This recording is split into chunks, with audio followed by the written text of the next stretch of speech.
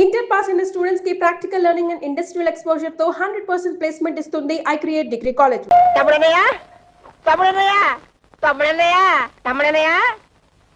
ఏమైంది తమ్ముడనే? ఏమీ లేదు, తాలు జారి పడ్డాను. తాలు జారి పడ్డం ఏమిటి? కాలు కదా. అదే లేవయ్యా, తాలు జారితే తా అక్షరం ఎగిరిపోయింది. నీ దుంప దగ్గర కాలు జారి పడితే కాక్షం పోయిందా? అయితే ఇదేంటి? తన్ను తన్ను. ఇదేమిటి? తాతి తాతి. అమ్మ నా తోడలుడు, టోటల్ గా కాక్షమే పోయిందా? కాక్షం పోయిందని కర్మే కాక ఆ టోటల్ తెసాక మరదల పరిస్థితి ఏమిటో. మీ నాన్నగారి సంగతి తెలిసిందే కదమ్మా, ఇప్పుడు బాధపడి ఏం లాభం? నాతో ఎవరు మాట్లాడద్దు, నన్ను ఒంటరిగా ఉండనివ్వండి. వెళ్ళండి, వెళ్ళిపోండి అందరూ.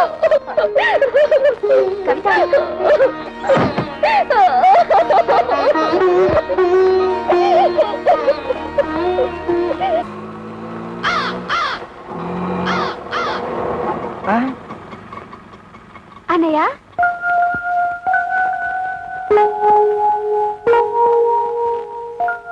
అన్నయ్య ఒక్క నిమిషం. ఇప్పుడు లోపల తెల్లిందే అదే నా పెద్ద చెల్లెలు. దాని మొగుడితో గొడవపడి పుట్టింటికి వచ్చేసింది. ఇది దాని తూతురే, అదేమో చిన్న చెల్లెలు, వీడేమో నా తమ్ముడు. ఆ ఇంటర్వ్యూలో ఇవన్నీ నువ్వు అడగలేదు కదా, అందుకే నేను చెప్పలేదు. ఆగాగు, కోడల పిల్లకి హారతి నేను ఇస్తాను, ఇవ్వమ్మా. అబ్బా ఉండు నాన్న, ఇవన్నీ ఆడవాళ్ళు చేసే పనులు, నీకెందుకు? పట్టుతో. నేను లేనప్పుడు చూసి నా బట్టలు నువ్వేస్తుంటావా? ఈయనే మా నాన్న.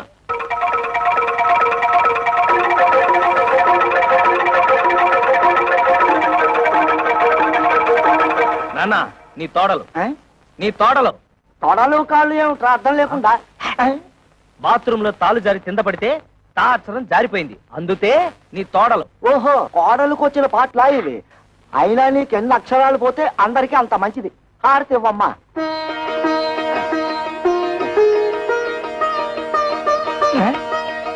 ఆటోలో పెట్టెలు బిందె ఉన్నాయి, తీసుకురా.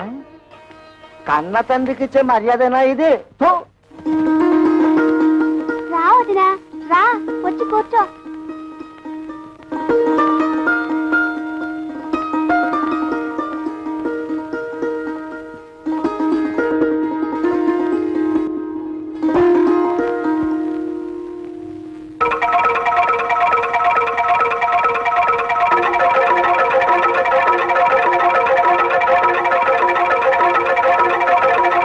అబ్బే ఏం లేదు, మా నాన్న పచ్చి దొంగ, అందుతే కిరసనాయిల డబ్బాతో సహా తాళాలు వేసేశాను. ఈ తాళాలు గుర్తి అదే. ఇదిగో ముందే చెప్తున్నాను, ఎవరు ముట్టుకోకూడదు. ముట్టుకోకూడదు, అది పిల్లలు తినకూడదు. అదమ్మా,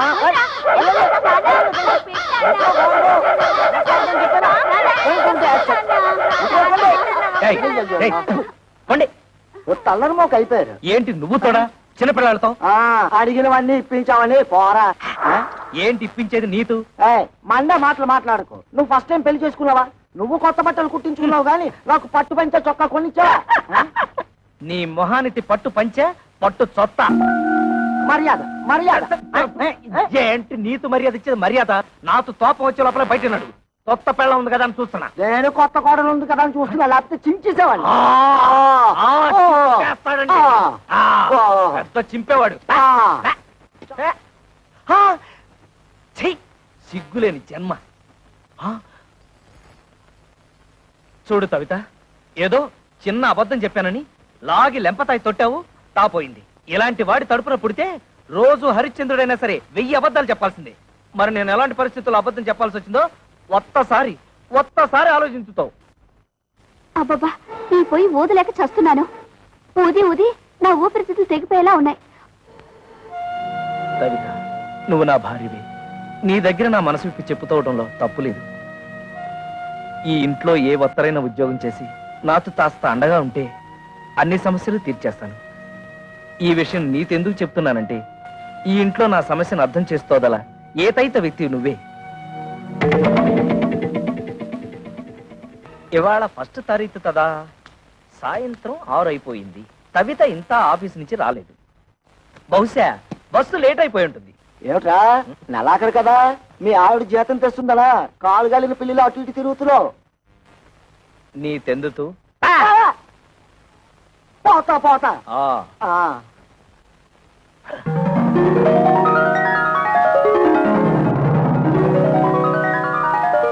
కవిత వచ్చేస్తుంది, మొదటి నెల జీతం తెచ్చేస్తుంది. స్వాగతం పలతాలి, చెప్తా.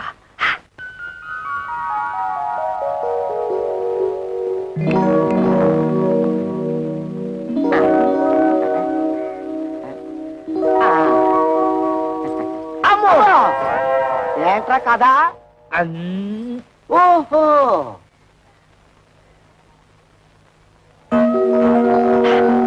ఇప్పుడు వచ్చేస్తుంది. వదినా చంద్ర, ఇది నీకేరా, ఇది నీకు, ఇది నా బుజ్జి తల్లికి. పార్వతి, ఇది నీకు. థ్యాంక్స్ వదినా. పదండి.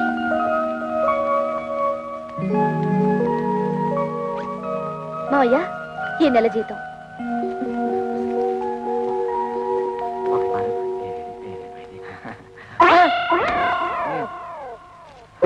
కోడలి పిల్ల నాకిచ్చింది ఆ? నీ తెచ్చింది నిన్ను ఖర్చు పెట్టుకోమని తాదు. అదే మండే మాట ఏది ఆ. ఏది నిన్ను ఖర్చు పెట్టుకోమనా అలా అయితే నీ చేతిలోనే పెట్టేది నిన్ను ఖర్చు పెట్టుకోమని కాదు, నన్ను ఖర్చు పెట్టుకోమని కాదు, ఈ ఇంటికి కావలసిన ఖర్చులు పెట్టమని. కొత్తగా పెళ్ళైన వాళ్ళంతదా మాతో మంచం ఉందా, టీవీ దాతా ఎందుకు, అట్లీస్ట్ ఒక టేప్ రికార్డర్ అన్నా ఉందా, అసలు ఈ ఇంటికి వచ్చిన వాళ్ళు కూర్చోవడానికి ఒక సోఫా అయినా ఉందా?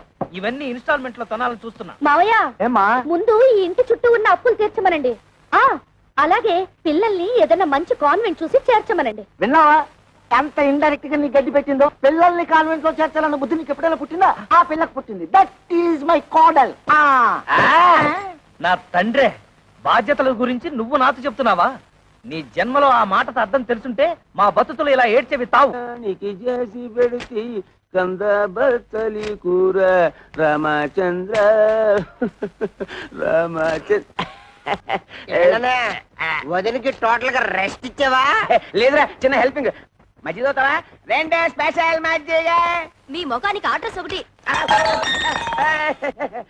మీ వదిలికి హెల్త్ అర్థమైందన్నయ్య. నీ బతుకు కూడా పిఠాపురం ఫిష్ మార్కెట్ అయిపోయిందన్నమాట. నీ బతుకు నా బతుకు బాగుపడాలంటే ఒకటే మార్గం. కళ్ళు మూసుకొని దీన్ని పట్టక్షలేసి. అయిపోయి పురుగుల మందురా, తాగితే చేస్తాను. ఇది ఆ మందు కాదు, అది అయిపోయి తాగితే నాకు డోకొచ్చేస్తుందిరా. డోకొస్తుంది. ఓకే, ఈ ట్రిక్ భలేగుందిరా. ఈ ట్రిక్కులు గిక్కులు తమిళనాడు రజనీకాంత్ తెలుసు, తెలుగులో నాకే తెలుసు. అంతేకాదు ఇంకోటి కూడా చూపిస్తా.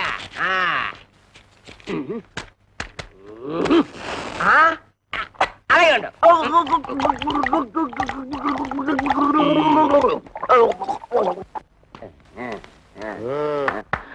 ఓహో అమ్మ! ఇదేటే బాబు? అయ్యో బాబు!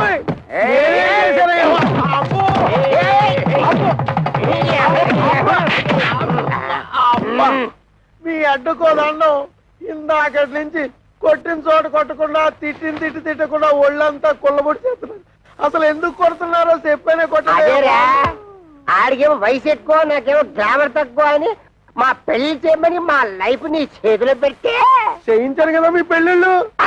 చేసింది పొరపాటు.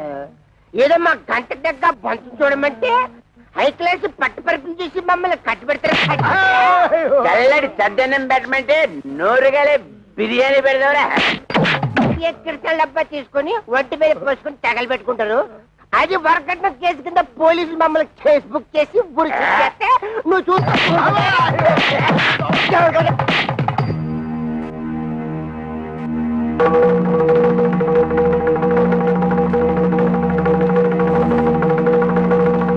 మీరు ఫోటోలు చూసి పెది విరిసి పక్కన పడేసి వెళ్ళిపోతే ఓలమ్మ నా కమిషన్ ఎక్కడ బొక్కడ పోద్దాం అని చెప్పేసి 4 కోతలు కోసేశాను, పెళ్లికి ఒప్పించేశాను.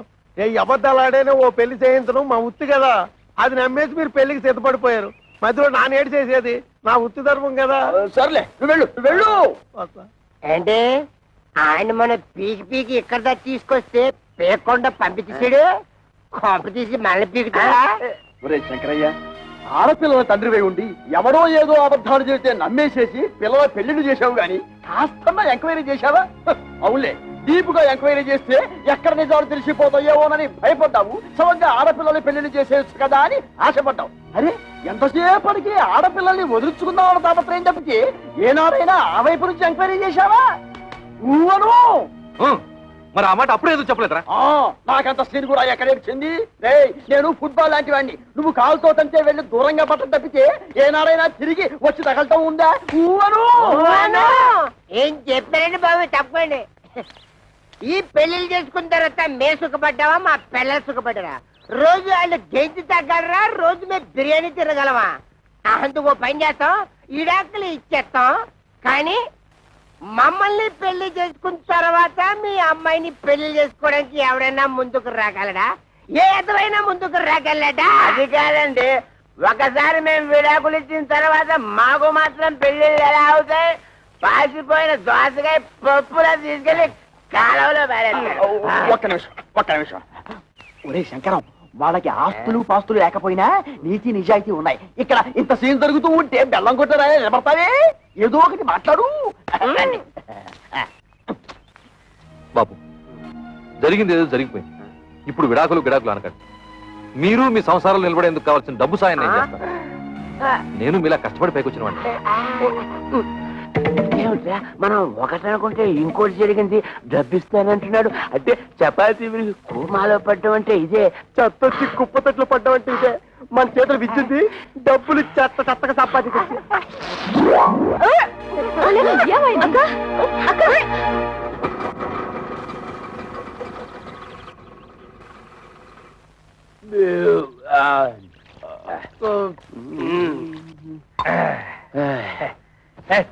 అక్కర్లేదు. అరే మా అత్తగారు మామగారు.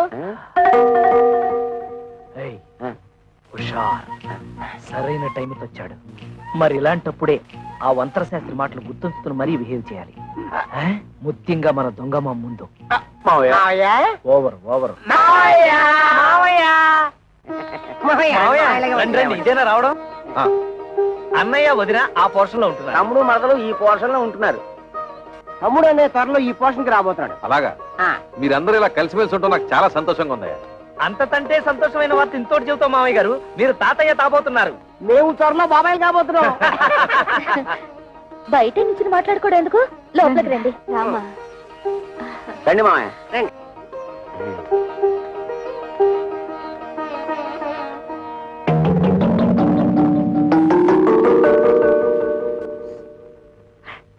మన కొంపాయనికి అన్నట్లేదు. Over over. పర్వాలేదు, ఇక్కడ కూర్చుంటాను. ఆగండి, ఇప్పుడు కూర్చోండి. అల్లుళ్ళు, నేను కూడా మీకు శుభవార్త చెబుదామని వచ్చాను. చెప్పండి మామయ్య చెప్పండి. ఏం లేదు, మన గిరికి పెళ్లి నిశ్చయమైంది. ఇదిగో మీకు ఈ శుభలేఖలు ఇచ్చేద్దామని వచ్చాను. శుభలేఖలా?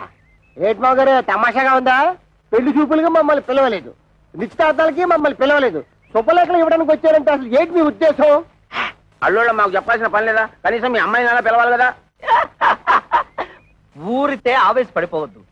మన బామ్మర్ది గిరి ఎవరినో లవ్ చేసి ఉంటాడు, అందుకే సడన్ గా పెళ్లి ఫిక్స్ అయిపోయి ఉంటుంది. అంతే కదా మామయ్య గారు? అంతే. ఓహో, లవ్వా? అయితే మామగారు తప్పేమీ లేదు. ఏంటి మామయ్య, మా బామ్మర్ది కాబోయే మామగారు ఎమ్మెల్యేనా? అవును బాబు. చూడండి, మీరు తప్ప మీ బామ్మర్దికి ఎవరున్నారు? నిజానికి మీరంతా నా పెద్ద కొడుకులు లాంటి వాడు. అందుకే మీరు దగ్గరుండి మరీ మీ బామ్మర్ది పెళ్లి జరిపించాలి. భలేవరే, ఆ విషయం మీరు చెప్పాలా? మనకు సాయం చేస్తాం, డబ్బు విషయం మాత్రం ఎత్తలేదు. తెలివితేటలు అంటే అవే మరి. మీ నాన్నతి నెప్పి తగలతుండా ఆయన తంటే తెలివిగా మన బిజినెస్ లకి ఇస్తానన్న డబ్బులు అడగటం ఎలా? దీన్ని గురించి ఆలోచించాలి.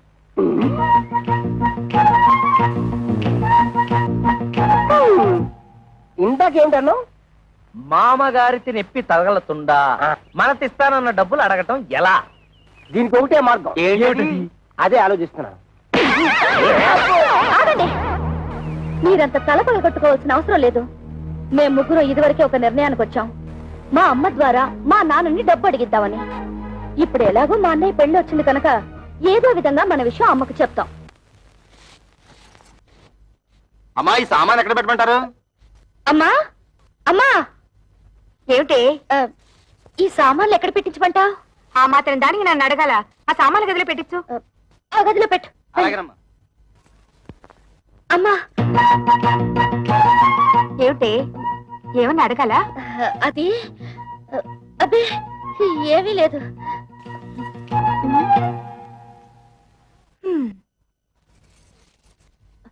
అమ్మా, ఏమిటి అది? అది మేమందరం వచ్చేటప్పుడు చెప్పమ్మా. ఏం లేదు, నువ్వు లోపలికి వెళ్ళు, తర్వాత చెప్తాను. ఏమిటో. కళ్యాణి, అమ్మ ఇట్టు వచ్చింది, అడిగేవా? అడగలేదే. సర్లే, నేను ట్రై చేస్తాను.